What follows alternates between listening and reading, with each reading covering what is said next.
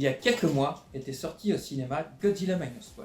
Suite à son grand succès aux États-Unis, nous avons eu le droit à une sortie, même une ressortie au cinéma en France. Ce qui est très rare pour un film Godzilla japonais. Bon, ça restait dans les salles les plus chères et je pense que ça a participé à ce qu'il fasse très peu d'entrées en France, à mon grand désarroi.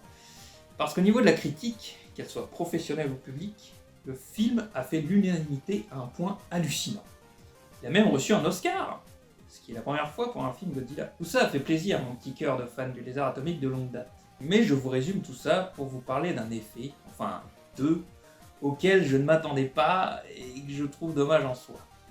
Avant toute chose, mon but n'est pas de donner du feu à la machine de la négativité, mais plus d'essayer d'apaiser et apporter certaines précisions qui me semblent nécessaires sur un sujet peu connu en France au final.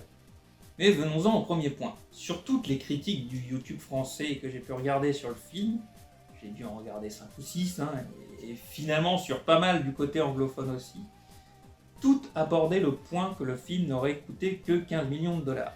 Ce qui n'est rien face à une grosse production américaine. Pourtant, le film fait aussi bien, voire mieux. Ce qui était suivi par, je cite un peu avec mes mots et mon interprétation, le trailer de Godzilla Cross Kong Le Nouvel Empire est ridicule à côté, et le film, ça va être de la merde.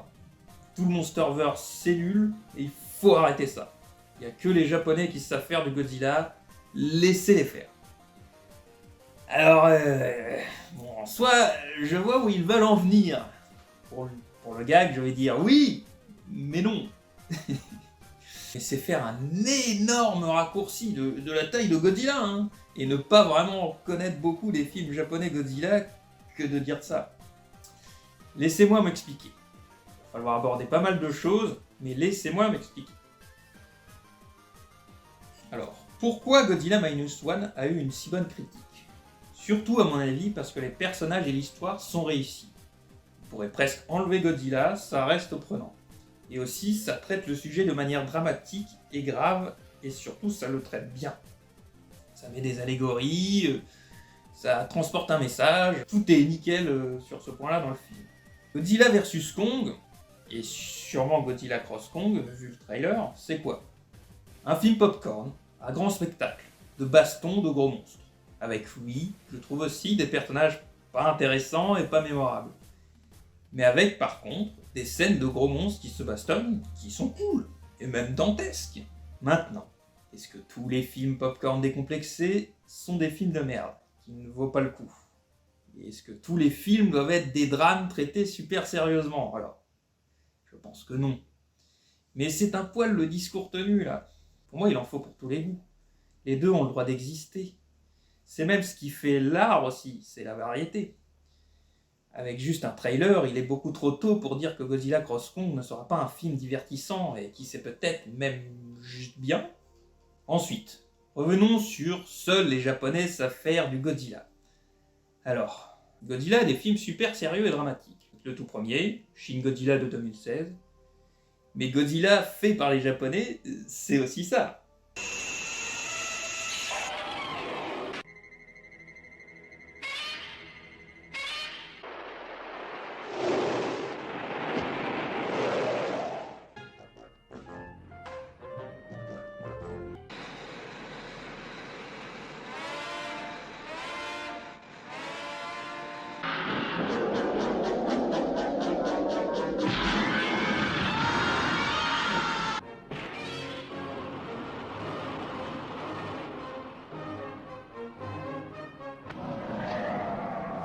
Et là, ce que je viens de vous montrer, ce sont les suites du tout premier film super sérieux. Le Godzilla popcorn décomplexé, même limite pour les gamins, les Japonais l'ont aussi fait. Les Japonais l'ont déjà fait, j'ai même envie de dire. Si vous trouvez le Monsterverse nul, à cause de personnages inintéressants et que c'est trop popcorn, en tout cas ça l'est devenu pour Godzilla vs Kong pour moi, bah je pense que beaucoup d'entre vous vont trouver que les 3/4 des films Godzilla japonais, bah c'est nul. Je dirais même que c'est souvent leur point faible, les personnages. Godzilla Minus One a marqué parce que c'est l'exception, pas la règle. Mais aussi parce que les Japonais ont aussi une autre sensibilité.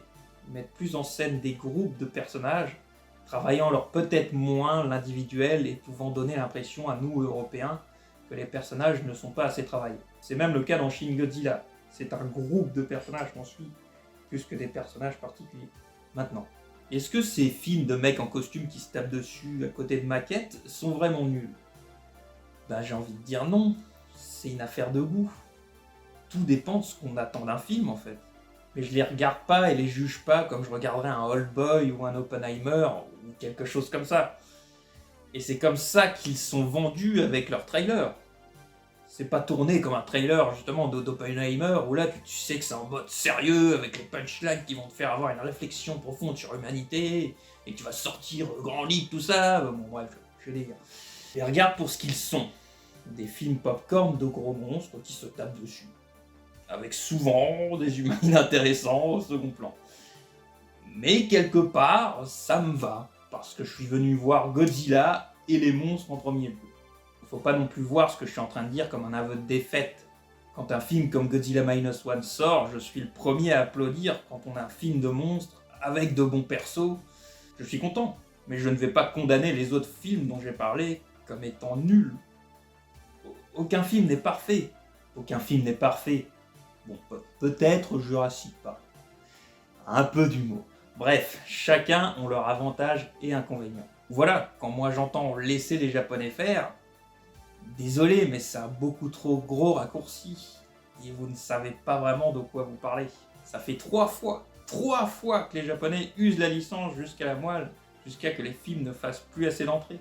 Ça fait 3 fois qu'on a un reboot. Ça fait 3 fois qu'il y a une fin à Godzilla. Donc ne balancez pas que c'est que les Américains qui font des films pour le pognon et sans aucune volonté artistique derrière. Car des films qui sortent au cinéma, de base, il y a un intérêt pécunier derrière. Ça veut pas dire que les gens qui bossent derrière ne sont pas passionnés et ne donnent pas le meilleur d'eux-mêmes. Et le pire, c'est que je vous dis tout ça, mais j'ai été déçu par Godzilla vs Kong à la base. Vous pouvez aller voir ma review de l'époque. De nos jours, je sais à quoi m'attendre. Et le vois comme un film popcorn avec des gros monstres qui se bastonnent et n'en attend pas plus. Et c'est ça qui me déçoit un peu de nos jours quand j'entends que tout le Monsterverse c'est de la merde. Quoi. Moi j'ai trouvé que les 2 films Godzilla du Monsterverse étaient vraiment pas mal. Et pour le coup, tous les 2 réalisés par des fans de Godzilla. Et des Godzilla japonais. Qui ont l'air d'avoir voulu rendre hommage, faire de leur mieux et faire un bon film. Ils ne sont pas parfaits non plus. Leurs personnages ne sont pas super. Certains sont sympas néanmoins. C'est Serizawa, je trouve que tu arrives à t'accrocher au personnage.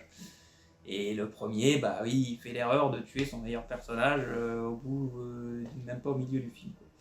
Certains sont sympas, mais ça reste un point faible, je vous l'accorde.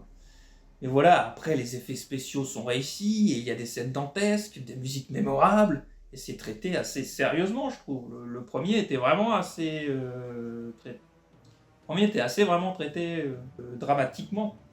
Je dirais ce qui lui manque, c'est un personnage à qui vraiment s'attacher et un message qui passe bien derrière. Et ça, si vous suivez les interviews et puis tout ça du réalisateur, pour le coup, il y avait les événements de Fukushima qui étaient arrivés et ils ont du coup voulu diminuer un peu certaines choses dans le film pour ne pas avoir l'air de profiter de la situation, de ne pas maltraiter les sujets. Et donc le but était de montrer Godzilla comme une force de la nature, et que l'humain ne peut rien faire face à la nature. Il lui manque effectivement une allégorie, un message qui transparaît par l'œuvre, mais là effectivement il faut quand même se poser la question de s'il l'avait fait, faire référence finalement à Fukushima et tout ça, est-ce que ça aurait pas été mal vu? Est-ce qu'on n'aurait pas gueulé aussi? C'est compliqué, je veux dire, voilà. Là, effectivement, les Japonais sont peut-être plus légitimes sur ces choses-là. Bien qu'un Japonais pourrait maltraiter la question aussi. Ça a été réussi pour Shin Godzilla, mais c'était en soi couillu. Et ça aurait pu être maltraité. Ensuite, j'ai surtout vu qu'on leur reproche aussi de ne pas vraiment bien représenter le gigantisme de leur créature. Vous dormiez la moitié du film ou quoi? Non, désolé de le dire, mais surtout avec celui-là de 2014 de Gareth Edwards, les 3/4 des scènes de monstres sont pris du point de vue de l'humain. Je sais pas ce qu'il vous faut. Difficile de mieux montrer le gigantisme que de notre point de vue. retrouverez aussi dans King of the Monsters, hein. Je vois déjà les scènes de King Ghidorah qui passent, justement, sa tête tout près de personnages et tout ça, quoi. Comme je vous trouverai des scènes dans quasi tout Godzilla japonais où on a un point de vue pas humain, et du coup on voit moins le gigantisme de la créature. Après, est-ce que les Japonais arrivent mieux à représenter ce gigantisme dans d'autres scènes? Peut-être. Mais le Monsterverse essaye quand même de placer des scènes comme ça, très clairement. Ensuite arrive la critique, c'est Godzilla n'est pas né d'une bombe atomique, la métaphore n'est pas la même, l'allégorie, blablabla. Bla bla bla. Alors oui, il n'est pas né d'une bombe. Mais encore, ses origines n'ont pas vraiment été définies totalement. Mais c'est ce qui l'a réveillé, attiré. C'est même ce dont beaucoup de titans de la licence se nourrissent. Le nucléaire est quand même traité comme un danger. Et là, encore une fois, Godzilla est toujours comparé dans le film de 2014 à une catastrophe. Quand il débarque, il y a un tsunami, etc., etc. Pour moi, on est dans le thème de Godzilla, le respect de la nature. Attention à la science, mais bien utilisée, elle peut nous être salvatrice. Message du premier film notamment. C'est pour ça aussi que quand j'ai entendu qu'on a reproché à Godzilla King of the Monsters d'avoir des antagonistes pro-écolo, que c'était trop convenu, non mais sérieux les gars, on va reprocher un film Godzilla d'être porteur d'un message écologique maintenant. C'est quand même lui qui en est l'un des plus grands représentants. Ensuite, toute la partie de King of the Monsters d'essayer de lier les monstres à nos grands mythes, à nos dieux, tout ça, j'ai trouvé que c'était intéressant et pertinent. Ça place la créature comme une déité, Godzilla. Ce que tout le monde reprochait aussi à celui de 98, où on avait enlevé le God de Zilla. Quand on fait que ce soit un défenseur, un héros, on va dire, ça aussi c'est critiqué. Mais ça aussi, il a été dans de nombreux films japonais. Je maintiens qu'il défend pour moi la Terre dans son ensemble, pas les humains. Et encore, au final, c'est plus un délire d'alpha, de je suis le boss et je défends mon territoire, que comme un héros défenseur. Tout ce que font les Américains, les Japonais l'ont déjà fait. Soyez justes. Moi, tout ce que je veux vous dire là, c'est tout ce que font les Américains, les Japonais l'ont déjà fait. Après, est-ce que les meilleurs films Godzilla sont japonais pour moi? Oui, en effet. Mais c'est pas pour ça que je vais forcément considérer que ce que font d'autres pays n'est pas légitime et ne mérite pas des louanges. Pour ce qu'ils ont fait de bien. Si vous êtes gavé des trucs hollywoodiens parce qu'on en voit trop, soit. Mais là, du coup, c'est presque un autre débat. Là, c'est plus un trop-plein que forcément la formule qui est à arrêter complètement. Demandez plus de variété. Et faites-le avec votre portefeuille. Et bon, ça c'est parti pour être faussé de partout avec les trucs à abonnement de nos jours et le hate watching. Mais surtout, alors que dire de Godzilla versus Mothra versus King Ghidorah, All Monster Attack, One Again, Anarchist, là, l'un des préférés de nombreux fans de Godzilla. Bah, dans ce film-là, Godzilla n'est pas nucléaire, mais une sorte d'esprit vengeur des gens morts à la guerre.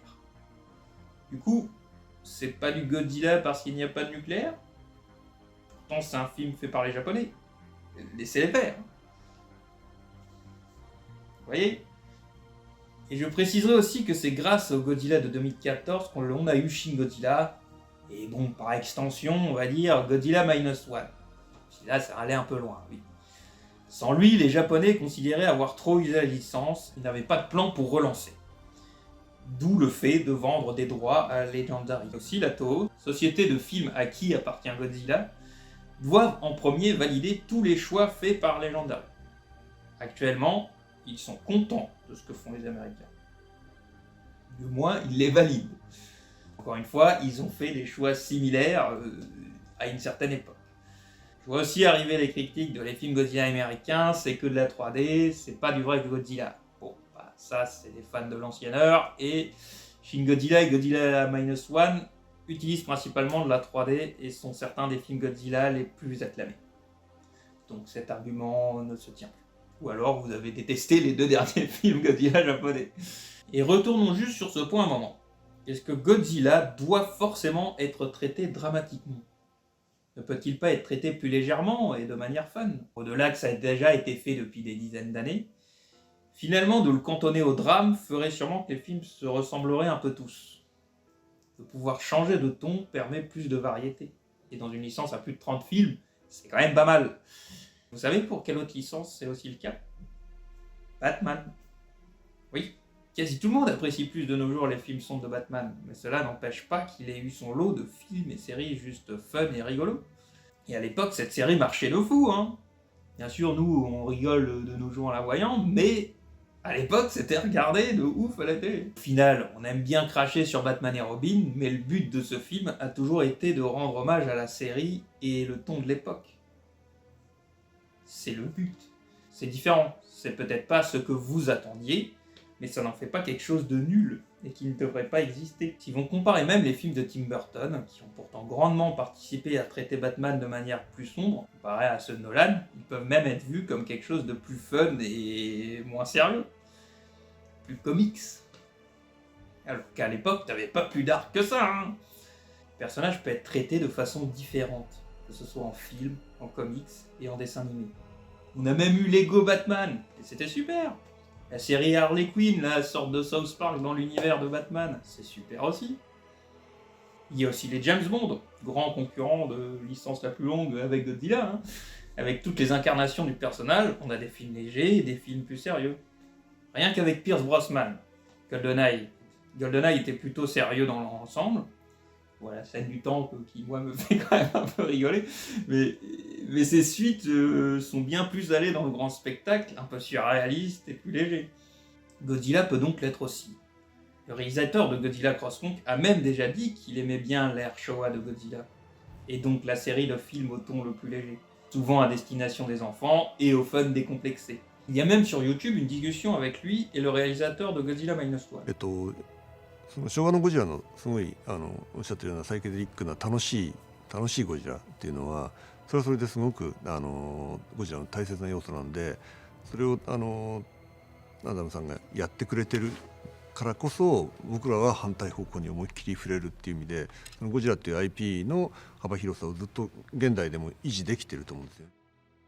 Justement, ils disent que c'est vraiment bien qu'ils peuvent faire chacun leur vision, chacun leur ton avec ce personnage dans les mêmes années en gros. C'est une force, pas une faiblesse. Maintenant que le ton du Monsterverse soit un peu changeant, ça je suis d'accord que ça peut perturber. Mais d'un côté, on a, comme dit, un peu des surprises à chaque film plutôt qu'une grosse redite à chaque fois. Moi, ce que je voulais surtout dire, c'est que Godzilla Cross Kong, si vous ne voulez pas d'un film popcorn de gros monstres qui se bastonnent, finalement, n'allez pas le voir. C'est pas votre cam, c'est tout. Pas la peine d'aller le voir en crachant dessus pour cracher dessus encore plus derrière. Si justement ça ne vous plaît pas, ne financez pas le truc. Justement. Ne lui donnez pas d'entrée. Si vous en avez marre de ce genre de production hollywoodienne, arrêtez d'aller les voir. Au bout d'un moment, c'est le portefeuille qui parle, hein. Pas de râler sur les réseaux ou sur YouTube. Je suppose que les critiques YouTube et d'autres vont me répondre que c'est leur gagne-pain, que c'est ce qui marche le plus sur YouTube finalement. Les avis négatifs sur un sujet. Oui, en effet, et c'est une culture que je ne comprends pas vraiment. On préfère s'énerver et déboîter des choses que l'on n'aime pas que de regarder quelqu'un qui parle avec passion d'un truc qu'il adore. Mais dans ce cas, désolé de le dire comme ça, mais acceptez que vous préférez manger de la merde, de votre point de vue. Que vous préférez manger de la merde pour vous prendre la tête au nom de la hype et du pognon, pour ensuite reprocher à des gens de faire des choses pour le pognon. Vous participez totalement au système que vous critiquez vous-même. Ouais, désolé, ça fait pas plaisir à entendre, mais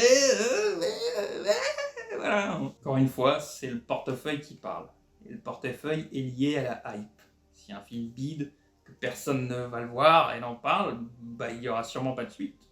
Laissant la place à des choses que vous préférez peut-être. Mais bon, du coup c'est Godzilla Minus One qui bide en France, alors que tout le monde dit que c'est bien. Alors que tout le monde va voir le prochain... qu'est-ce que je peux vous citer de nos lourds, Marvel, Transformers, Fast and Furious, pour dire que c'est de la merde derrière, tu vois,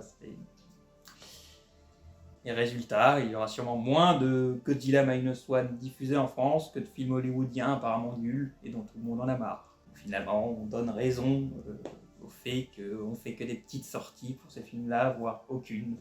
Alors que si ça se trouve, ça pourrait plus vous intéresser. Bref. Désolé de ce constat un peu... dommage. Le deuxième point qui me déçoit, c'est un phénomène plus en Amérique qu'en France, c'est que Godzilla Minus One a du coup lancé une vague de youtubeurs profitant de la hype pour parler des autres films japonais, souvent pour dire que les trois quarts sont nuls et leurs vidéos sont bourrées d'affirmations non vérifiées, non véridiques et balançant de la mésinformation de partout. C'est ce que je cherchais à éviter avec cette vidéo, finalement. Essayer d'un peu plus replacer le contexte du laisser les Japonais faire. Les films Godzilla japonais en général resteront un truc de niche, je pense. C'est clairement une autre époque et pas pour tout le monde, même déjà à l'époque de nos points de vue européens et tout ça. Mais il y a des gens qui aiment ces films-là, qui ont grandi avec ces films-là, qui sont fans grâce à ces films-là. Et je vais compter celui-là de 98 dans ce que je dis. Essayez peut-être de comprendre l'attrait que peut avoir une fanbase pour ces films plutôt que de juste vouloir formater les choses en fonction de vos goûts à vous. Pareil pour moi, finalement, pareil pour tout le monde en général. Bref, oui, les Japonais ont enchaîné 2 films Godzilla que je considère comme des chefs-d'œuvre. Espérons que l'ère Eiwa, je vais pas me gourer là, mais je crois que c'est ça. Oui, là je le dis moi. Pas les vérifier là vite fait, mais je mettrai une annotation. Mais donc, espérons que l'ère actuelle de film Godzilla continue sur cette lancée. Godzilla Cross Kong n'est pas votre délire, bah ok, allez voir autre chose, moi c'est tout ce que je peux vous conseiller finalement. Il y a tellement de choses à voir de nos jours. Ou si vous allez le voir, donnez-lui vraiment sa chance et allez le voir comme il se vend, comme un film popcorn avec des gros monstres qui se tapent dessus. Si vous voulez voir plus de Godzilla japonais, je vous conseille de vous renseigner aussi sur la production et tout, et de replacer les films dans leur époque, dans leur contexte, et donc aussi dans le contexte japonais. Après, je serais peut-être ultra déçu par Godzilla Cross Kong, ça je dis pas. Mais j'y vais pas en espérant voir un chef-d'œuvre qui va me bouleverser émotionnellement, comme Belle de 2021 par exemple. C'est tout ce que je veux dire. Je mesure mes attentes en fonction de ce que l'on me propose. D'autant que Legendary et le Monsterverse essayent de répondre aux critiques.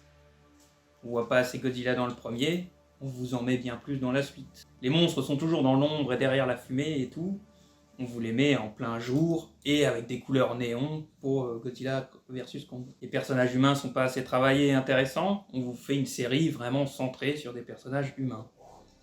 Après, encore une fois, je dis pas que tout est parfait et réussi, mais il y a une volonté de mieux faire et de répondre à ces critiques-là. Mais il faut justement rendre ces critiques constructives plutôt que virulentes et ne menant à pas grand-chose. Mais surtout, en tant que fan de Godzilla, nous devrions célébrer toutes ces sorties. De 2006 à 2014, il n'y avait rien eu. Et à l'époque, pouvoir voir un film Godzilla, mais c'était la galère. Dès que j'arrivais à mettre la main sur un, je le chérissais et le prenais vraiment pour ce qu'il était, plutôt que d'en attendre autre chose. J'apprenais à l'apprécier pour ce qu'il était. De nos jours, même si je m'en plains encore en France, c'est beaucoup plus accessible. Et on a vraiment eu de bonnes choses, et de manière assez récurrente. Apprécions donc ce fait plutôt que de gueuler parce que les effets spéciaux dans un trailer d'un film qu'on sort dans plusieurs mois ne sont pas parfaits. Tant que l'on sait que la situation des gens qui s'occupent des effets spéciaux 3D en Amérique, c'est loin d'être happy fan time on va dire, et donc je trouve ça normal que pour un trailer les choses ne soient pas encore parfaites. Déjà à quel train certains doivent travailler. Bref, dites-moi ce que vous en pensez finalement. Et surtout, vive Godzilla, longue vie au roi. C'était Funky Fouine, ciao tout le monde.